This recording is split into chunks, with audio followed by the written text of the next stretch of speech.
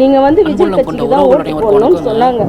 Sir எங்களோட ஓட்டு உரிமை, நாங்க எந்த கட்சிக்கு போடுறோமோ அதுதான் நாங்க போடுவோம். நீங்க விஜய் கட்சிக்கு ஓட்டு போடுங்கன்னு சொல்லிட்டு எங்களை வந்து மிரட்டுற மாதிரி இருக்குது அப்படின்னு சொன்னேன். நீங்க ஓட்டு போடலன்னா வேற மாதிரி ஆயிடும், உங்களை என்ன பண்ணுவேன்னு எங்களுக்கு தெரியாது, நீங்க ஓட்டு போட்டுதான் ஆகணும்னு என்கிட்ட பிரச்சனை பண்ணாங்க. நாங்க கஷ்டப்பட்டாதான் சாப்பாடு எங்களுக்கு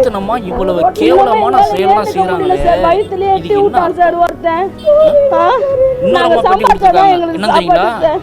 நெஞ்சிலேயே எட்டி எட்டி 10 பேர் மிதிச்சாங்களாம். அங்க போனது எத்தனை பேர்? மிஞ்சி போனா ஒரு 5 பேர் 6 பேர் இல்ல ஒரு 10 பேர் போயிருப்பாங்க. 10 பேர் என்ன இழுத்து போட்டு நெஞ்சில மிதிக்கிறதுக்காக அவங்க போறாங்க, இல்ல ஓட்டு சேகரிக்கிறதுக்காகவோ இல்ல ஒரு சென்சஸ் எடுக்கிறதுக்காக போறாங்களா? செய்தியே என்னன்னு சொல்றாங்க, சென்சஸ் எடுக்க போனாங்கன்னு சொல்றாங்க. சரிங்களா? அப்படிங்கிற பட்சத்துல இவங்க வீட்டுக்குள்ள பூந்து எட்டி பார்த்து இழுத்து போட்டு 10 பேர் வந்து ஓட்டு போட சொல்லி நெஞ்சிலேயே மிதிச்சாங்களாம். நீங்களே பாருங்க.